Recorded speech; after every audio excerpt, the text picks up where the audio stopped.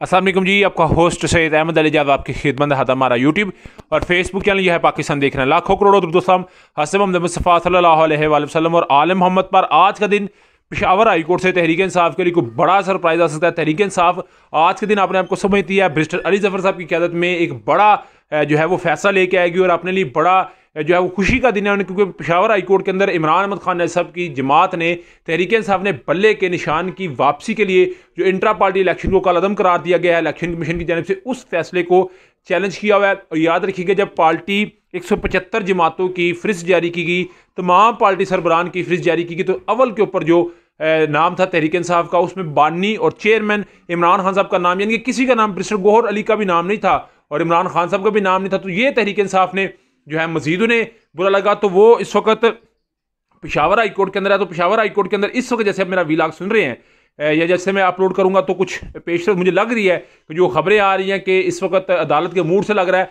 कि अदालत इसको जो है वो बल्ला निशान वापस करेगी, क्योंकि बैरिस्टर अली जफर साहब ने नुक्ता उठाया कि किस तरह हो सकता है कि बड़ी जमात, जो एक सियासी बड़ी जमात है जिसका 2.5 करोड़ नया यूथ वोट ऐड हुआ हो, आप उसका बल्ले का वो किस वोट के ऊपर किधर वो स्टैंप लगाएंगे, एक बड़ा सवाल है। तो वो कहते हैं जी, Peshawar high court intra party इंतखाबात बल्ले के निशान वापस लेने के खिलाफ दरखास्त की समात। एक तरफ हमें कहा जाता है कि 20 दिन में इंट्रा पार्टी इंतखाबात करवाएं, दूसरी जानिब इतराज़ करते हैं बैरिस्टर अली जफर साहब जो कि वकील पेश हुए हैं। इंट्रा पार्टी के खिलाफ 14 बंदों ने इलेक्शन कमीशन में दरखास्त दी, एक भी पार्टी मेंबर नहीं था, यानी कि तमाम जो विड्रा हो चुके थे, जिसमें अकबर एस बाबर वगैरह सरे फहरिस्त थे। इलेक्शन कमीशन को बताया गया है कि दरख्वास्त गुजार पीटीआई मेंबरशिप की कोई सबूत दें, हम मान लेते हैं। अगर इंतखाबात निशान मिला तो हमें अकलीती और खवातीन की मखसूस नशिस्तें नहीं मिलेंगी। अगर इंतखाबी निशान ना मिला तो 30 दिसंबर स्कूटनी का आखिरी दिन है, हमें निशान अलाट किया जाए।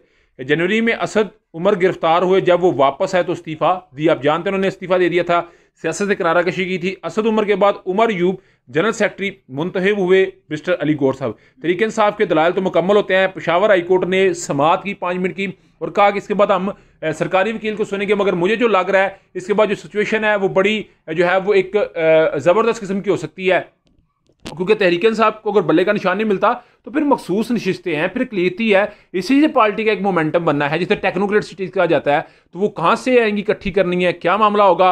और वैसे ही तहरीक इंसाफ को जिस तरह मामला को स्टक किया गया हुआ है और मामलात हैं वो इससे भी ज़रा खतरनाक है। मगर कहा जा रहा है कि 5 जनवरी को जैसे ही इतलात है कि इमरान अहमद खान ऐसे वापस आएंगे, जैसे ही वापस आएंगे तो फिर डेफिनेटली सियासत का, इलेक्शन का, जमात का और नून लीग का, तमाम का जो है वो मोमेंटम बदलता हुआ नजर आएगा। इस वक्त कुछ इतलात मार्केट में ये गर्दिश कर रही हैं कि जो पीपल्स पार्टी है, वज़ीर-ए-आज़म पीपल्स पार्टी का होगा कि जनूबी पंजाब, बलोचिस्तान, सिंध, बलोचिस्तान में 16, सिंध में 61 और तकरीबन 40 से 42 या तकरीबन 50, क्योंकि 141 सीटें पंजाब की टोटल है एनए की, नेशनल असम्बली की, तो उसमें से आपको 80 सीटें जनूबी पंजाब की तरफ ले जाएं, तो एक बहुत बड़ी तादाद में इस वक्त मार्क का असर किया जा सकता है। मगर एमक्यूएम की अगर बात की जाए तो एमक्यूएम किसी सूरत भी पीपल्स पार्टी का साथ तो नहीं देगी। हाँ, अगर उसे किसी जगह नजर आया कि हमारा इक़्तिदार में हिस्सा नहीं मिल रहा, तो वो सियासत में कुछ चीज़ हरफ आहर नहीं होती।